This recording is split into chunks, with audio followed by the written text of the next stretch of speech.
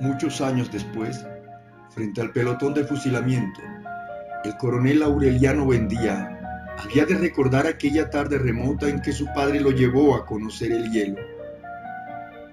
Macondo era entonces una aldea de 20 casas de barro y caña brava, construidas a la orilla de un río de aguas diáfanas que se precipitaban por un lecho de piedras pulidas, blancas y enormes como huevos prehistóricos. El mundo era tan reciente que muchas cosas carecían de nombre, y para mencionarlas había que señalarlas con el dedo. Todos los años, por el mes de marzo, una familia de gitanos desarrapados plantaba su carpa cerca de la aldea, y con un grande alboroto de pitos y timbales daban a conocer los nuevos inventos. Primero llevaron el imán, un gitano corpulento, de barba montaraz y manos de gorrión, que se presentó con el nombre de Melquiades, hizo una truculenta demostración pública de lo que él mismo llamaba la octava maravilla de los sabios alquimistas de Macedonia. Fue de casa en casa arrastrando 2 lingotes metálicos, y todo el mundo se espantó al ver que los calderos, las pailas, las tenazas y los anafes se caían de su sitio, y las maderas crujían por la desesperación de los clavos y los tornillos tratando de desenclavarse. Y aún los objetos perdidos desde hacía mucho tiempo aparecían por donde más se les había buscado, y se arrastraban en desbandada turbulenta detrás de los fierros mágicos de Melquiades. Las cosas tienen vida propia, pregonaba el gitano con áspero acento. Todo es cuestión de despertarles el ánima. José Arcadio Buendía, cuya desaforada imaginación iba siempre más lejos que el ingenio de la naturaleza y aún más allá del milagro y la magia, pensó que era posible servirse de aquella invención inútil para desentrañar el oro de la tierra. La verdad es que los colocaban en fila.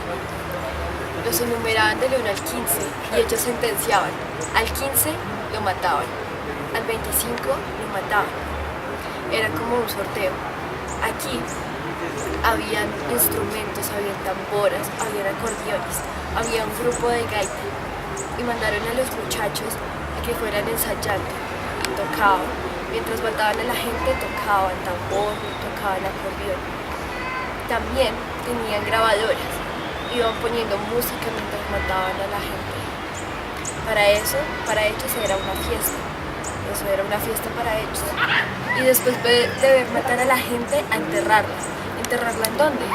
Habían huecos de menos de 5 metros, en donde colocaban por lo menos 5 personas. Habían aproximadamente 60 personas en el pueblo. Y es muy triste que a ti te pregunten, ¿qué pasó? Mataron a la hermana de tal, mataron a la mamá de tal o al hermano de tal. Es muy triste tener que decir, mataron a tal persona, mataron a tu tío, mataron a tu hermano. Me organicé con Luis cuando tenía 20 años. Tuve 3 hijos. Luego comencé a trabajar de ama de casa. Él conducía un taxi. Después de eso me abandonó. Me conseguí a otro con el cual tuve 3 hijos. Me fui para el campo. Tenía una finquita con conejos, con gallinas. Teníamos una vaca. Pero llegó la guerrilla y se llevó a mis hijos mayores. Quedé con la casa a cuestas, con los hijos a cuestas. Me tocó volver a la ciudad. A un camión que le conté la historia, no me cobró. Después me tocó comenzar a trabajar. La ayuda del gobierno fue nula, solo 4 kits de mercado. Recogía comida en la casa para mis hijos. Después de eso, una familia se compadre y me ayudó con mercancía. Comencé a vender bananos, manzanas. Ya tenía un sustento. Después de eso me sentí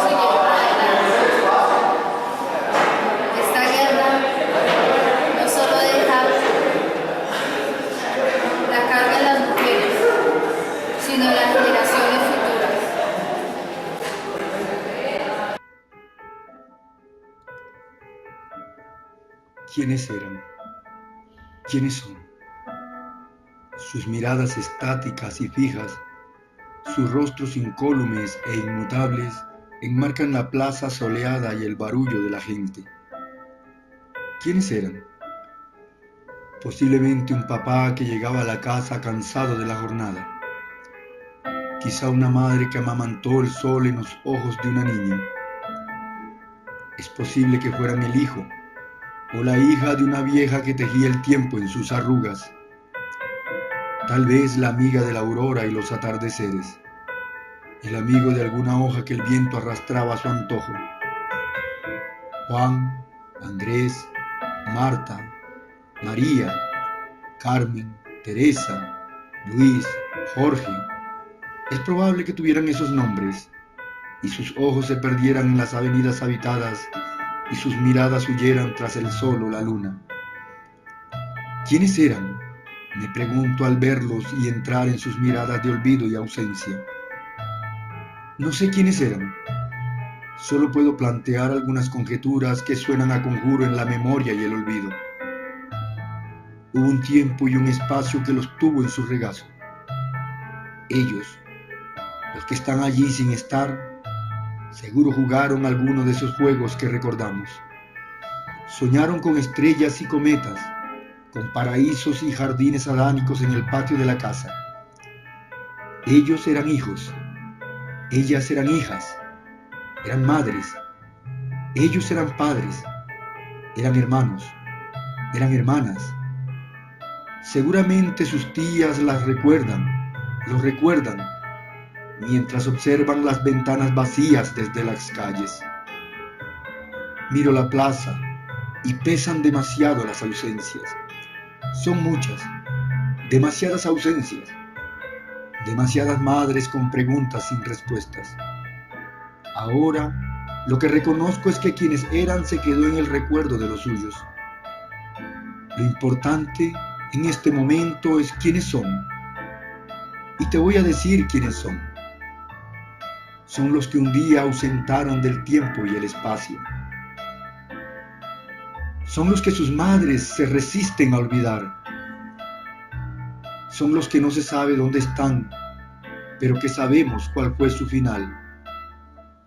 Son los que la tolerancia de la ley y el orden ocultó de los ojos tuyos y míos, y de los ojos que vendrán después de ti y de mí. Son los que ya no cantan porque lo silenciaron. Ellos son los que tú y yo no conocimos, y que tú y yo ayudamos a ignorar cuando olvidamos o miramos con indiferencia su voz silenciada. Ellos son los que tú y yo desaparecimos cuando cerramos los ojos para dormir la miseria de nuestra realidad.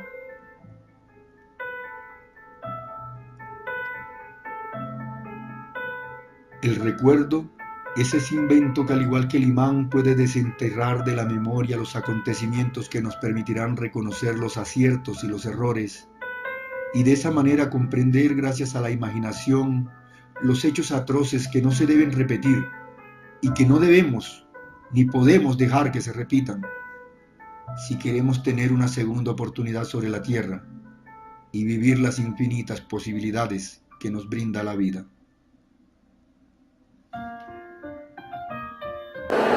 Yo vivía en un pueblo antioqueño, tenía una venta de hamburguesas y de pizza en la calle, un carrito. Me iba muy bien. De un momento a otro empezaron a cobrar vacunas, empezaron cobrando 20.000 pesos, luego pasaron de los 20.000 a los 150.000 pesos. Yo me estaba haciendo 200.000 pesos en la noche. Empecé a pagarlo para que me dejaran trabajar. Cuando lo subieron a 150.000 ya no podía, y un día decidí que no iba a seguir trabajando para ellos, y cuando llegaron por la plata les dije que ya yo no les iba a dar más plata, y me dijeron: tranquilo, no pasa nada. Pero qué va. Una noche, cuando iba en la bicicleta para la casa, me aparecieron 3 tipos y me pegaron 5 tiros. Los 5 tiros me dañaron 2 glándulas. Estuve 4 días coma y un mes en cuidados intensivos. Nos tocó salir huyendo del pueblo con lo que se podía llevar, con la ropa. El primer contacto que tuve con el Comité Internacional de la Cruz Roja fue para que me ayudaran con las terapias físicas y la terapia de recuperación. Tengo mucho miedo, no quiero volver allá, tengo miedo de que aparezcan otra vez esos tipos y lo único que espero es poder recuperarme para seguir trabajando y sacar adelante a mis hijos y a mi familia.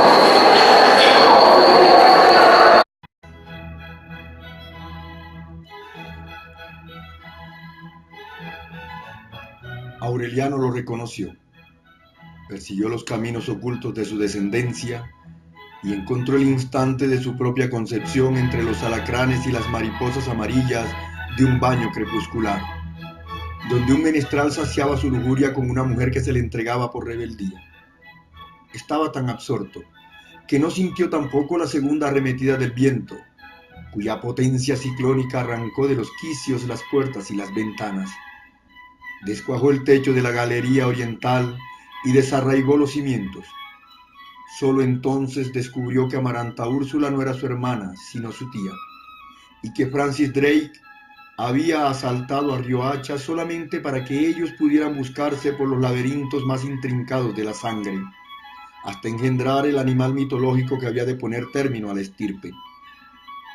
Macondo era ya un pavoroso remolino de polvo y escombro centrifugado por la cólera del huracán bíblico, cuando Aureliano saltó 11 páginas para no perder el tiempo en hechos demasiado conocidos y empezó a descifrar el instante que estaba viviendo, descifrándolo a medida que lo vivía, profetizándose a sí mismo en el acto de descifrar la última página de los pergaminos, como si estuviera viendo en un espejo hablado. Entonces dio otro salto para anticiparse a las predicciones y averiguar la fecha y las circunstancias de su muerte. Sin embargo, antes de llegar al verso final, ya había comprendido que no saldría jamás de ese cuarto, pues estaba previsto que la ciudad de los espejos o los espejismos sería arrasada por el viento y desterrada de la memoria de los hombres en el instante en que Aureliano Babilonia acabara de descifrar los pergaminos, y que todo lo escrito en ellos era irrepetible desde siempre y para siempre, porque las estirpes condenadas a 100 años de soledad no tenían una segunda oportunidad sobre la tierra.